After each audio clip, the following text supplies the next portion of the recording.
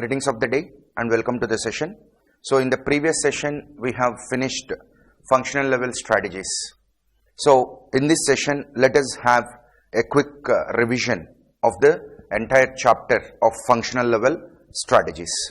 So already we know functional level strategies come at the third level of strategies. Once you formulate corporate level strategies and business level strategies, you have to formulate the functional level strategies, because there are different functions in a business organization like production, marketing, finance, logistics, supply chain, human resources. So you need to formulate strategies for each and every function of the business separately. So for that reason, we have to study the concepts of functional level strategies. That means this lesson will not tell you how to formulate the functional level strategies, but this lesson will tell you what areas you need to pay attention in different functions. For example, if you take production, what areas you have to pay attention, regarding what issues you need to make the strategies. Likewise in logistics, regarding what issues you need to make the strategies. So this lesson will tell about that particular thing, functional level strategies. So what we learnt in this lesson, we learnt about marketing strategies, we learnt about financial strategies, we learnt about production strategies, and of course the production strategies are further divided into three sub-strategies like production system strategies, operations strategies, and R&D strategies. And likewise we have logistics and supply chain management strategies, and we have human resource management strategies.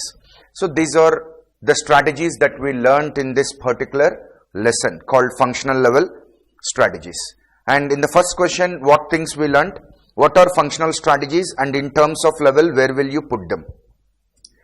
What are functional level strategies? See, once you make the corporate level and business level strategies, definitely you have to formulate the functional level strategies and you need to implement them for each functional area. That is very important. And the functional level managers should always keep in mind the guidelines that they receive from the business level managers as well as the corporate level managers.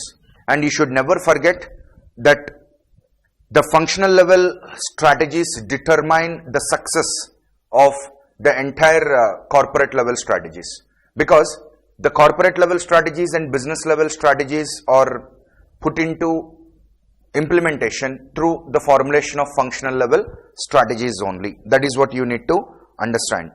And we need to formulate functional level strategies for all the important functions of our organization. And where will this functional level strategies come? Already we know the functional level will be below the business level, will be under the business level or SBU level. And there are different sub-functional strategies for every function. For example, if you take human resources, so you should have manpower planning strategies, you should have HR development strategies, you should have HR training strategies, okay, you should have payroll strategies. Likewise, each function is further divided into several sub-functions, and for all those things we need to have the strategies. And what is the role of functional strategies? What role the functional strategies play? See, functional strategies play two very important roles. What are they? They provide support to the overall business strategy. Means the corporate level and business level strategy will get support only through the functional level strategies. If you don't execute the functional level strategies in a proper way, then you cannot execute the business level and corporate level strategies well. And see, your functional managers should work in an efficient and effective way. Then they require some clarity, they require some better understanding. How can we get that? We can get that with the help of functional level strategies. So these are the two important things that tells the importance of functional level strategies. And later we learnt second question, that are functional strategies really important for business? That is a question we have learnt. And we know functional level strategies are very important because functional level strategies clearly specify what to do at different functional levels of the organization. and they facilitate the implementation of corporate level and business level strategies. That also we know. And see, you have to do all the functions of your organizations in a controlled manner. Marketing should be controlled, finance should be controlled, HR should be controlled, production should be controlled. That means everything should be in a controlled manner. Everything should be in a controlled manner. So, when can you make things in your control? When you have separate strategies for everything, which gives clarity to the people, only then you can put things under control. And they act as basis for controlling activities in different functional areas that already we discussed. And they help in bringing harmony and coordination as they remain the major part of the strategies. See, there should be harmony and coordination between various functional level strategies. There should be coordination between marketing and HR strategies, between marketing and finance strategies. Only then you can achieve success in the organization. And if you have functional level strategies, then it becomes very easy to the managers to manage the things in a proper way. So these are all the reasons why we feel that functional level strategies are needed in an organization. And I have already told you, you should never forget the similar questions given at the end of each question. Similar questions play very important role. You have to focus on those similar questions.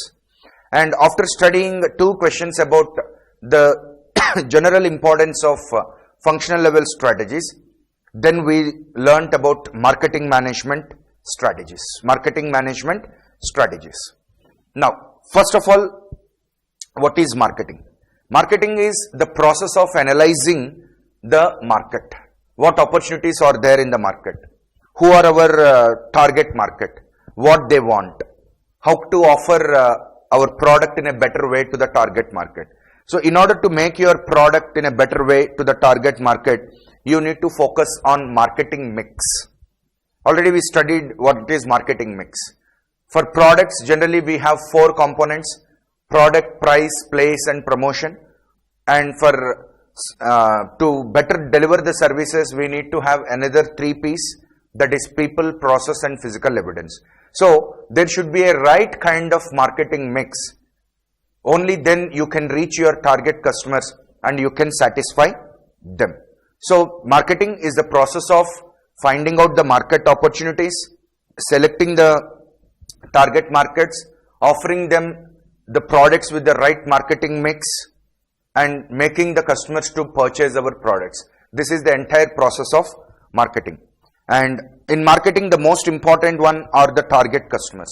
Target customers stand at the center of the marketing activity or the marketing process. That means all our focus should be towards the targeted customers only. Who is our target and how to reach them, how to make them to purchase our product. This should be our target. And generally, marketing will help you in achieving 2 objectives. First one is delivering value to the customers, and second one is connecting with the customers. See, your product will not be successful in the market until and unless you provide or you deliver better value to your customers. And marketing is an activity that will help you to connect with your target customers, understand them, their tastes and preferences, and creating a right kind of marketing mix to cater to the needs of the target customers. So in this way, marketing will help. And what is marketing mix? There are different strategies and approaches in marketing, but the most important among them is the marketing mix. Then what actually is the marketing mix? Marketing mix is a set of controllable marketing variables. Controllable marketing variables. That means different factors which you can control to some extent. See, the price, place, promotion, product, these are all controllable variables. You can control them to certain extent. Now, we use the word mix. Mix means blend. So, you have to blend all these controllable variables like product, price, place, promotion. You need to blend them in the right mixture, in the right proportion, in order to attract the customer for your product or to your product. Okay, so that is called as marketing mix, and this marketing mix will greatly influence the demand of the demand for the product in the market. If your marketing mix is good, then automatically lot of demand is created for your product in the market, because your product is good, your price is good, the place is good, the promotion is good, then automatically it will influence the demand. It will increase the demand for your product in the market. And already we know the 4 P's in marketing: product, price, place, promotion. 4 P's. And this is from producer perspective or company's perspective. But if you think the same things from customer perspective, the price can be thought of as customer solution. The product can be thought of as customer solution, price can be thought of as customer cost, place can be thought of convenience, and promotion can be thought of communication. So, customer solution, customer cost, convenience, and communication. These are 4 C's of marketing. And what do you mean by product? Product refers to the features that you offer in your product. That is the packaging, the quality, the size, the color. These all things come under product.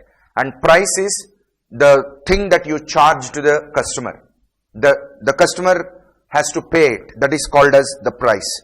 And place is how you make your products available to the final customer. Place refers to the distribution, how you make the distribution. That is place. And promotion comes under different advertising and publicity related activities to make your product known to the customer. So only when we have these 4 things, product, price, place, promotion, in a proper way, only then we can attract the target customer. And the next one is discuss the concept of expanded or extended marketing mix. Actually, people thought that 4 P's are just enough to promote your product into the market and to gain better demand for your product into the market. But now we have 3 P's added to it. They are people, physical evidence, and process. Okay, these 3 are to be added. That means your service environment should also be good in order to create demand for your product. Your people should be polite, your marketing team, your sales team, or the people whoever interact with the customer, they should be very polite, they should have good knowledge about the product, and they should convince the customer to purchase the product. And second one is physical evidence. Means you should have good ambience, okay, you should make the customer feel happy to do business with you, to purchase your products. And the process of selling, the process of delivering, these all should be made very easy to the customer to purchase your product. That means the process of getting your services, the process of purchasing your product should not be so hard or should not be so difficult. So the process should be very easy. So these 3 P's also gets added to 4 P's, and total there will be 7 P's. And what are different promotional methods? See, we have different promotional methods, and of course promotion is a very important activity of marketing. But many people think that marketing only means promotion. No, promotion is a part of marketing, and you can promote your products in different ways, like in the form of personal selling, where you send your marketing executives to the customer place so that your marketing executives will have a one-to-one oral communication with the end customer and convince the customer about your product. Of course, this personal selling is a costly affair. It incurs lot of costs, and the outreach will also be less, because a particular customer executive cannot cover more areas in a limited time. And also you have to appoint more number of executives so that you have to pay them very high salaries. So it is somewhat expensive. But when you are selling some premium goods like real estate, costly cars and all, definitely you can use this personal selling. And the second one is advertising, where you are selling some FMCG goods, fast moving consumer goods. Okay, so advertising is better. Advertising means we will advertise in the mass media, using mass media like radio, TV, newspaper, social marketing, social media marketing. So these all things come under advertising. Likewise, posters, hoardings, pamphlets, brochures, these all things come under advertising. And advertising is also a very costly affair, and the amount of return that we get on the money that we spend on advertising cannot be measured easily. Sometimes we spend a lot of money on advertising, but the amount of return that we get on that particular advertising investment cannot be easily measured. And the next one is publicity. Through press releases or through publishing of some articles or editorials, we will try to gain promotion to our products and companies without paying much. See, in the case of advertisement, you have to pay a lot of money to the media houses. Whereas in the case of publicity, your articles will be published, the news related to you will be published. So relatively compared to advertising, publicity incurs less cost, but at the same time, you get more outreach. And the next one is sales promotion. You can promote your products by offering some special discounts, some cashback offers. You can conduct some contests. You can give them some prizes. You can offer your goods on installments. So these all different activities can be called as sales promotion activities. And after that, we learned various marketing strategies or techniques. So we learned about social marketing.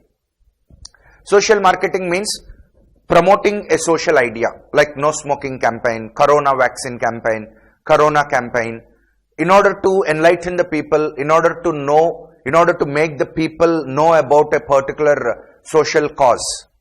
If generally governments will do this kind of social marketing to bring awareness among the people regarding a particular social cause.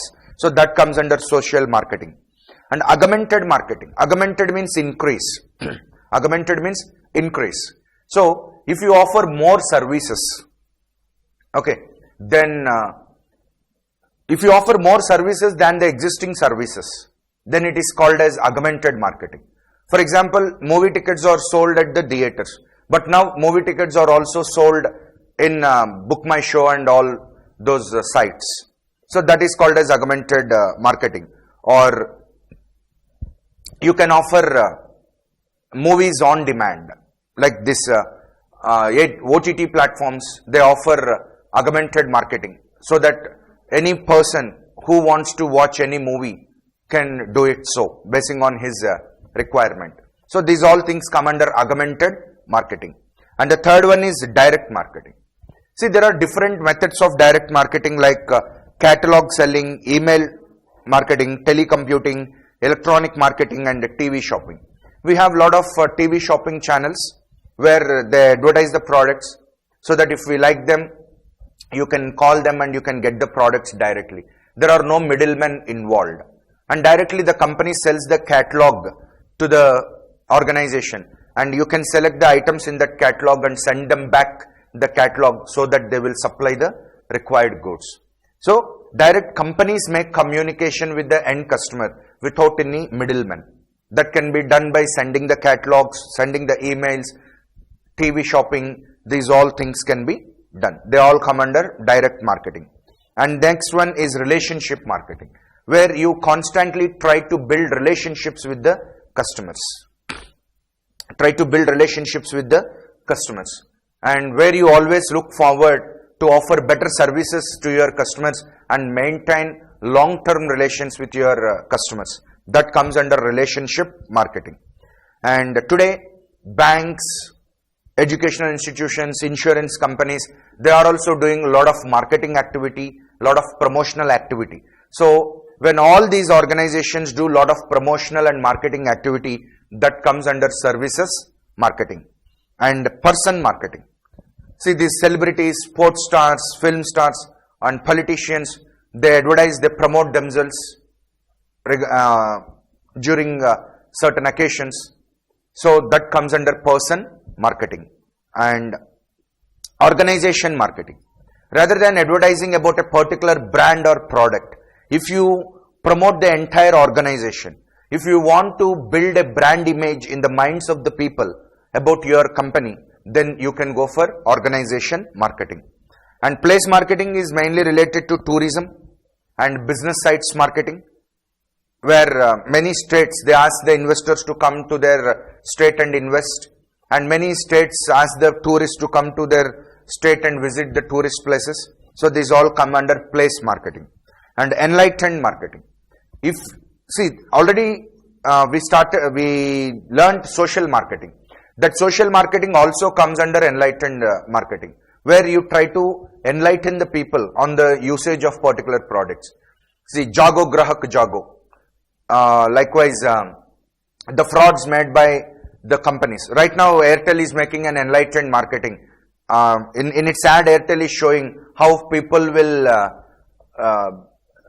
deceive by making false payments. So that all come under enlightened marketing. That means to create awareness among the people, to enlighten them. Okay.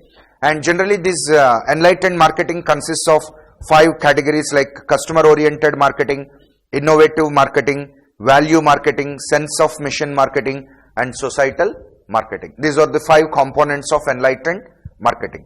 And next we have differential marketing.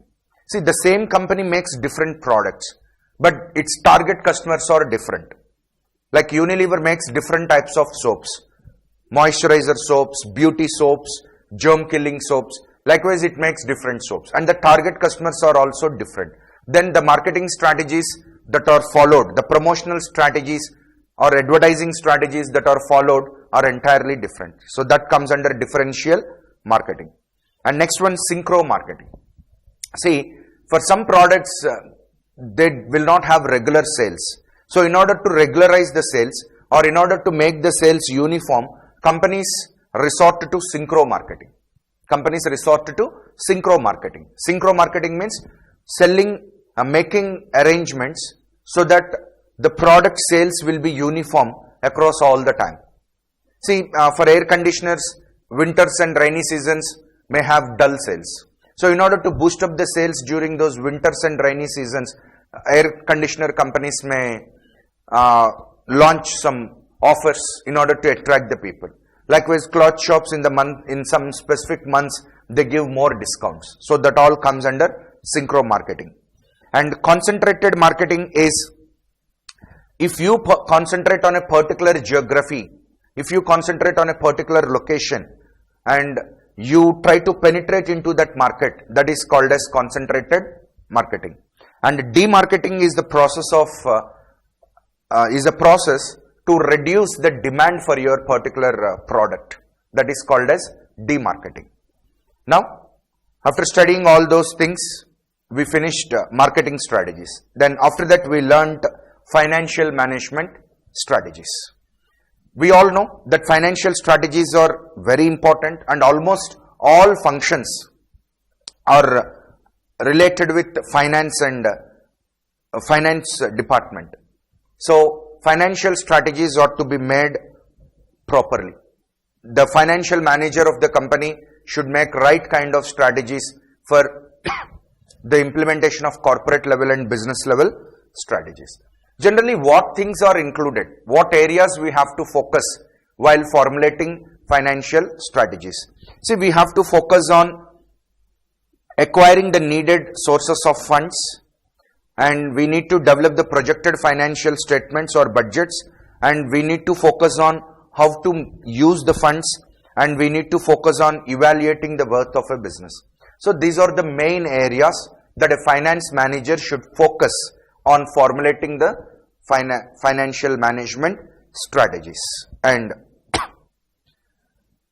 what are the some of the areas or some of the examples that the finance manager have to pay attention?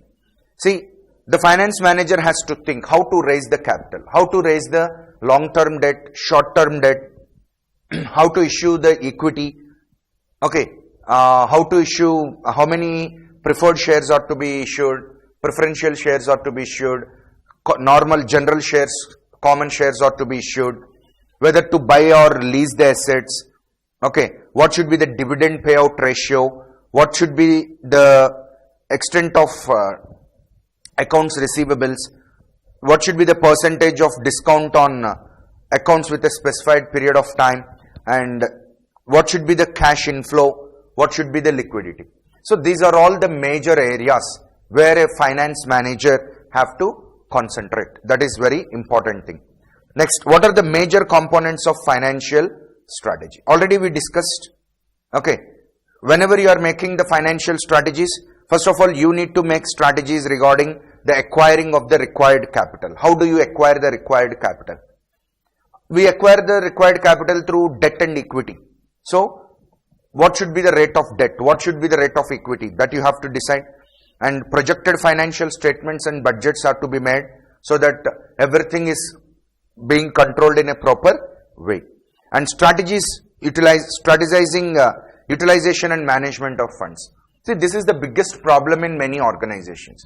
They pay more attention on the acquirement of funds.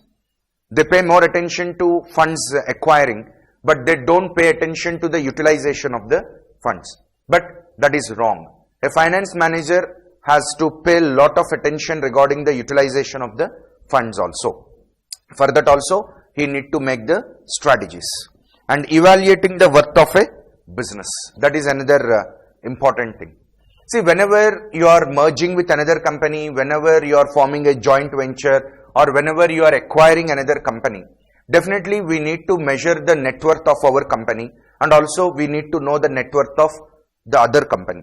So that we should understand what should be the right price to acquire a company, and what will be the combined worth if our company and another company gets merged. What will be the combined worth? So for all these things we need to know the net worth of the business. Next, successful implementation of any project needs additional funds. And what are the sources of raising the funds? See, already we know there are two basic sources of acquiring the funds. They are debt and equity. And many people feel that equity is better than debt. But each is having either debt or equity. They are having their own pros and cons. So that is the reason a very wise and intelligent financial manager have to decide the right kind of balance between debt and equity. That is the most important thing. And a finance manager should always focus on determining the right capital structure of the organization. What should be the debt rate and what should be the equity. And also he should focus on procurement of the required capital and also the working capital of the organization. And he should always look forward to maintain reserves in a good manner, and the distribution of profits, that is surpluses, how the profits are to be distributed, how the dividends are to be given, and relationships with lenders, banks and financial institutions. A finance manager should maintain cordial relationships with the financial institutions, banks and other stakeholders to maintain smooth flow of funds into the business. And we already know that fixed debt obligations must be met irrespective of profits. Yes, you have to pay the interest even you don't get the profits. So fixed debt obligations are to be met. So you may think that, sir, equity is better than debt, because in debt we need to pay the interest even we don't get the profits. But that is not the case. If you issue more equity, what happens? The ownership of the promoters will be diluted, and the promoters may not show great interest in doing the business. So these all problems will exist. So you need to pay attention towards that. And how the worth of a particular business is evaluated. See, there are, I have already told you, what is the reason for evaluating the net worth of a business. Whenever you are acquiring a firm and whenever you are merging with another firm, you definitely require measurement of the net worth, the value of your company. And there are different methods to find out the net worth of a company. The first one is the net worth or stockholders' equity. So in this method, how we will calculate the net worth of the business? Using a very simple formula, we can calculate by net worth is the total assets minus total outside liabilities of an individual or a company. So that is the simple formula of calculating the net worth or stockholders equity. Next, future benefits to owners through net profits. So this is another method of calculating the net worth. Generally, the basic rule is that a business worth is equal to 5 times the firm's current annual profit. So if you take the current annual profit and multiply it by 5, you will get the future benefits to owners through net profits. Or sometimes you can also take the 5-year average profit level to know the net worth of a business. But these things are not very accurate because the current annual profit may be very high due to several reasons. So we need to check out all the things and we need to choose the appropriate method of calculating the net worth. And we have 3 other methods which are market determined. The first one is the comparative price method. So we will find out the selling price of a similar company like us, and both of us are in the same businesses. So we can obviously estimate that the net worth of our business will be like the net worth of the other business. And the second one is price earnings ratio. Here what we will do in price earnings ratio, we will divide the firm's equity shares with the annual earnings per share and multiply by the firm's average net income for the preceding 5 years.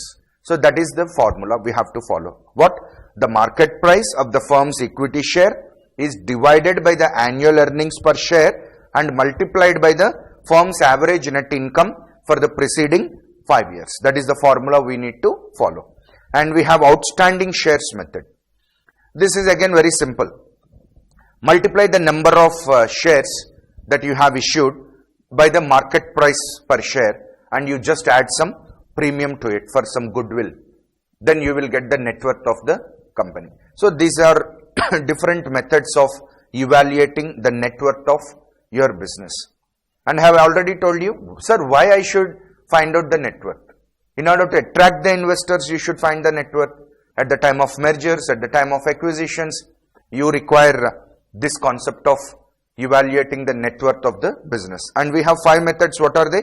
Net worth or stockholders equity method, future benefits to owners through net profits method, market determined business worth, and in that again there are 3 models: comparative price method, price earnings ratio method, and outstanding shares method. Next, with that we finished financial management strategies. Then we learnt about production management strategies. Especially in manufacturing concerns, these production management strategies are very, very important. The layout of your plant, the location of your plant, the level of automation in your plant, your production schedules, these all play very important role to make your company successful in achieving the objectives. Because if you make a lot of wastage during production, that will definitely have a negative impact on your business. So production strategies are very important, whether you follow cost leadership strategy or differentiation strategy. That means you have to design the production level strategies basing on your business level strategies. For example, if you want to follow cost leadership strategy at the business level, then accordingly all your production strategies should be formulated in such a way that you will always focus on reducing the costs. Whereas if your business level strategy is differentiation strategy, then all the time you need to focus on coming out with innovative products. So whatever strategy you may follow at the business level, production strategy certainly plays very important role. And we can divide this production strategy into 3 subcategories, like the production system strategy, the operations strategy, because always production and operations go together. And there is another subcategory called as research and development strategies. Okay. And your production strategies always depends on the nature of your product and service. That is very important. And the number of markets you are serving. If you are serving to only Indian market, then your production strategies can be different. But on the other hand, you have one factory in India and you are also supplying goods to America or some other countries, then your production strategies will be different. And the manner in which you serve the markets. That is also very important. And what is meant by operations system? See, operations system means this is very important component. Operations management is very important component. In order to make the goods and resources available to the people at the right time, at the right place, these operation system strategies are very important. And if operations fail, automatically the production also fails. So generally, this production strategies, they are concerned with the capacity. What capacity should my factory have? What should be the installed capacity of my factory? What should be the location? What should be the layout of my factory? What should be the product or service design? Okay, what should be my work systems? How much of automation should I do? How much of vertical integration should I do? So these all factors are to be considered while you are formulating a production strategy for your organization. That is what you need to understand. Next, these production strategies are very important because they determine the capability of the organization to achieve its objectives. Yes, really. See, if I set very big objectives, but if I don't have the installed capacity, if I don't have the competency to produce, how can I reach those objectives? That is not at all possible. Now, operations, you should always design your production strategies based on the operations. What is the operational capability of your organization? What is the availability of the raw material? What is the availability of the labor? In how many shifts can you run your factory? So these all things you have to decide in advance, and only then you have to make the production strategies. That will be perfect. And operations planning and control strategy. I have already told you, these operations is very, very important. In what way operations are important? Because you will have lot of production schedules, and if you want to have smooth production schedules, definitely you have to plan your operations in such a way that you can carry your production schedules in a smooth manner. See, you have a very tight production schedule.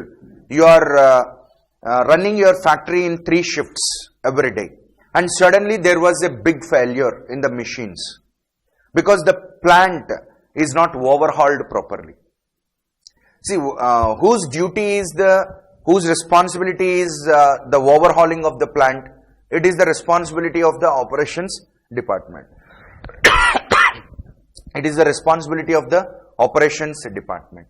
So if the operations department do not carry its responsibility properly, then it will be a big problem. And after that, we have research and development strategies. Very, very important strategies. And you should always remember that these research and development strategies are required. These are required for every kind of business. And whatever strategy you may follow at the business level, either corporate level strategy or business level strategy, you require the research and development strategies. Of course, the nature of research and development will change, but research and development is mandatory. That is what you need to understand. And you know the difference between research and development. Research is trying to search for new products, new innovations. That is research. And development is making some additional improvements in the existing products, adding some new features to the existing products. That comes under development. Okay. And R&D employees and managers perform tasks such as transferring complex technology. See, in what way we do the research and development? For what reasons we make research and development? For example, for something the technology will be very complex. Okay. So we want to make the technology so simple to implement. For that we need to make a lot of research. See, that is what I am telling you. For everything you require research and development. Okay. So why the research and development are required? To transfer the complex technology, to adjust the process to local raw materials, to adapt the process to local raw markets, to alter the products to the particular tastes and specifications. For all these reasons, you have to carry out the research and development strategies. And see, whatever strategies you may choose at the corporate level and business level, all of them require some sort of research and development, like product development, market penetration, concentric diversification. For example, if you decide to go for concentric diversification, you have to do research.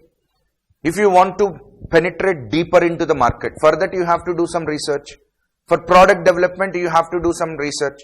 So research is required for everything. Okay. And for the successful development of new products, research is required. And to improve the old products significantly, research is required. Okay. But the most important thing is, in many organizations, the top level management may not give right kind of support for the research and development. Because research and development department involves a lot of costs. Because we need to spend a lot of money on research and development, and the return on investment is not guaranteed. And many times the money gets wasted and we may not come out with a new product in the prescribed time.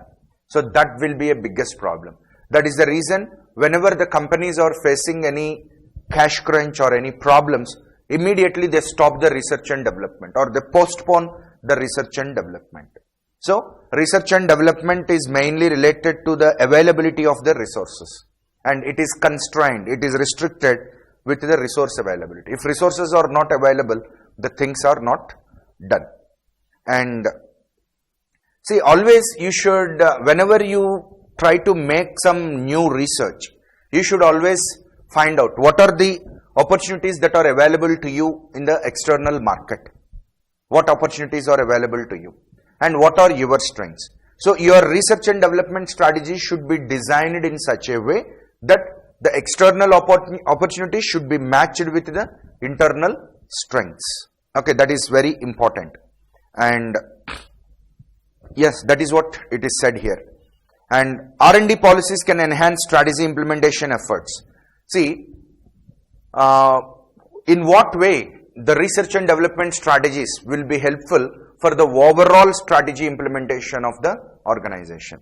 See, for example, for implementation of these strategies, sometimes it may require product or process improvement. For that, again, you have to do the research.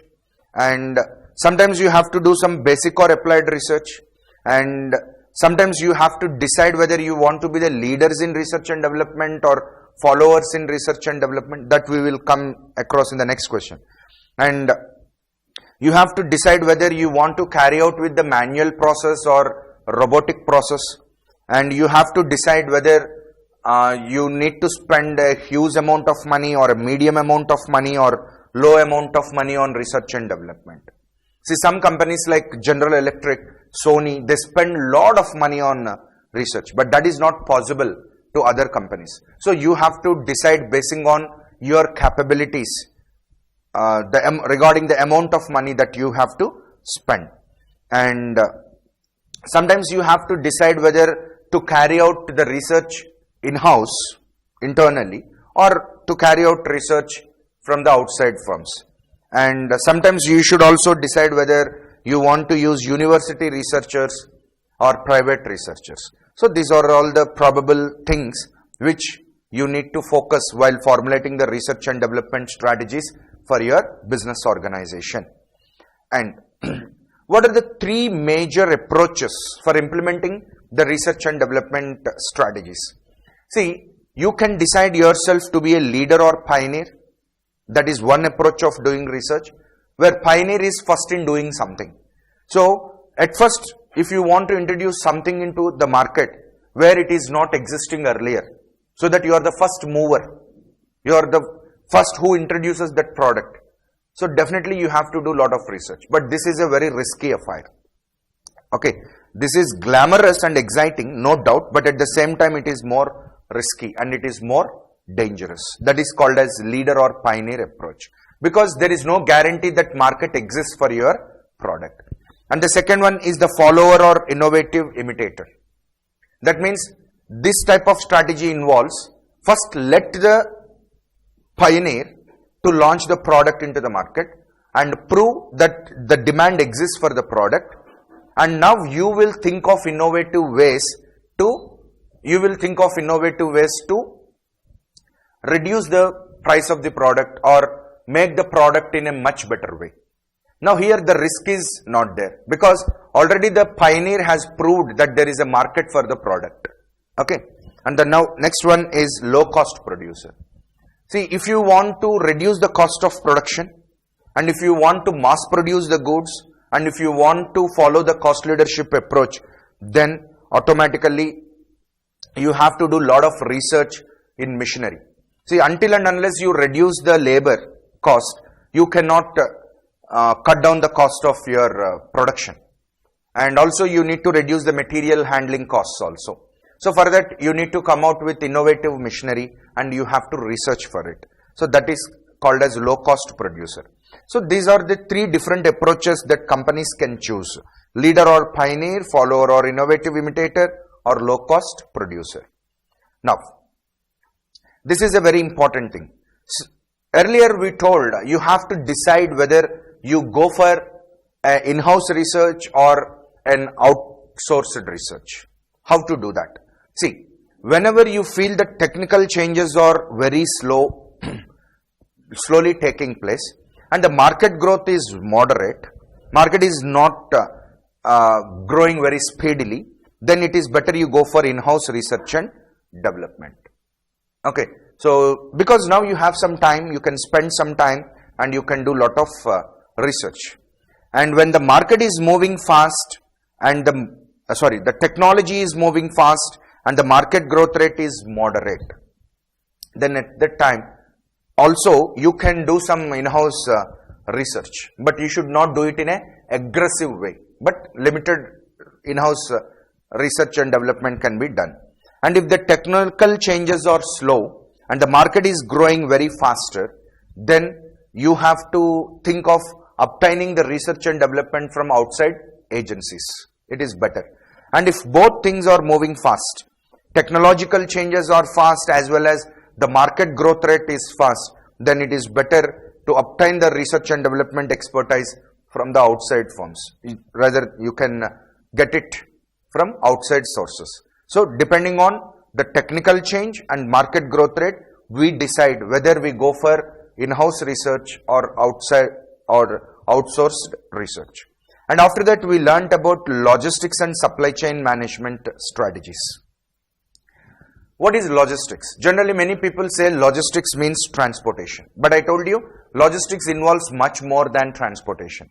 Logistics involves the warehousing, the packaging, the material handling equipment, the transportation, these all things. And you already know, logistics is divided into two: inbound logistics and outbound logistics.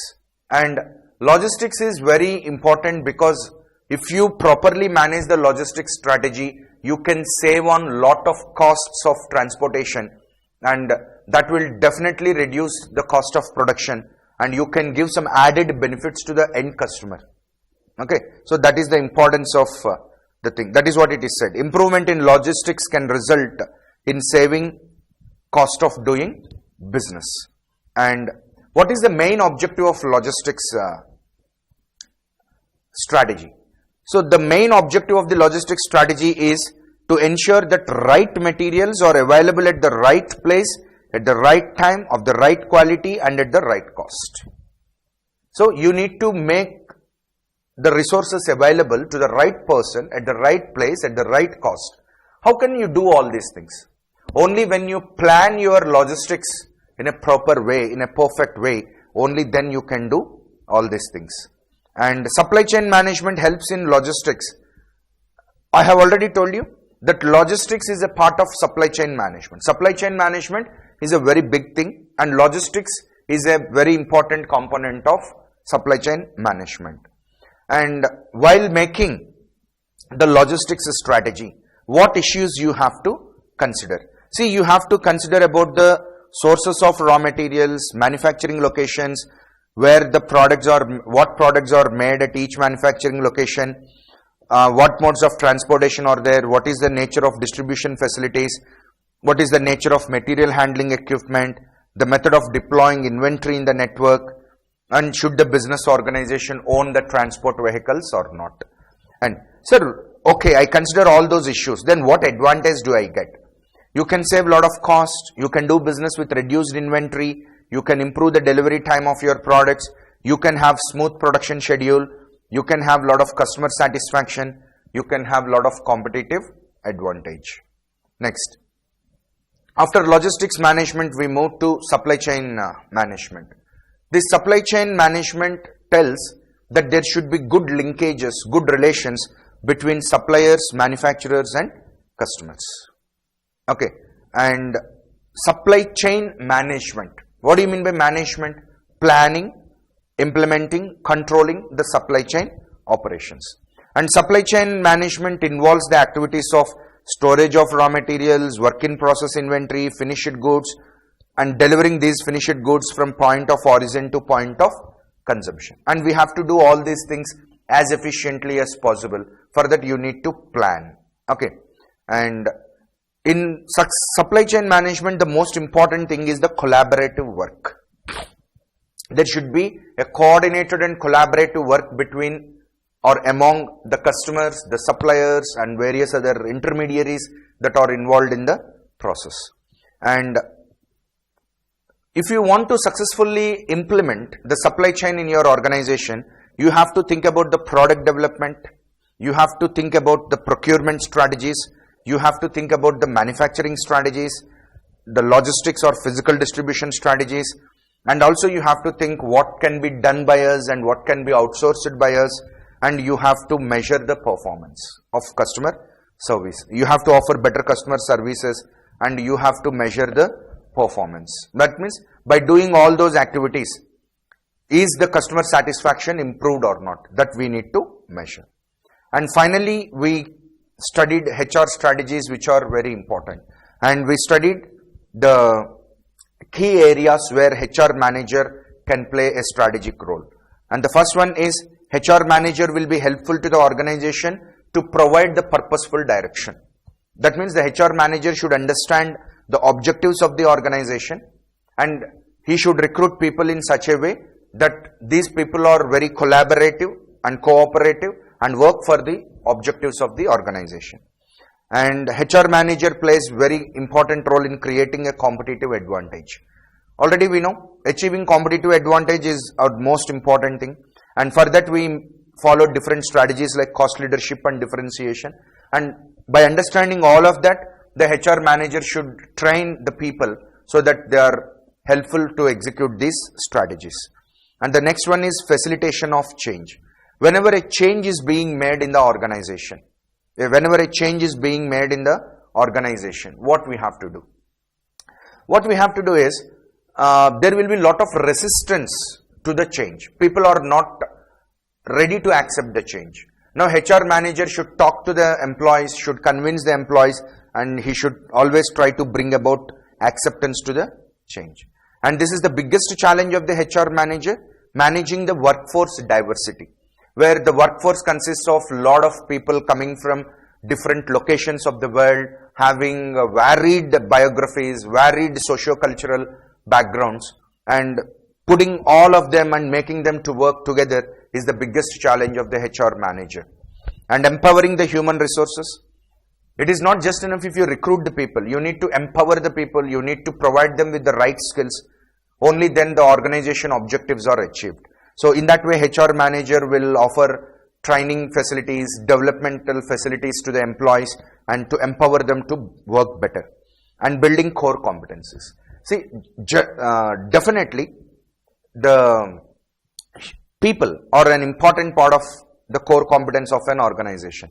Now the HR manager should help the organization in turning the people to be a part of the core competence. That means he has to understand the objectives of the organization and he has to understand the training needs of the people, and he has to train the people in such a way that the better people are made and those people work hardly and consistently towards the achievement of the goals.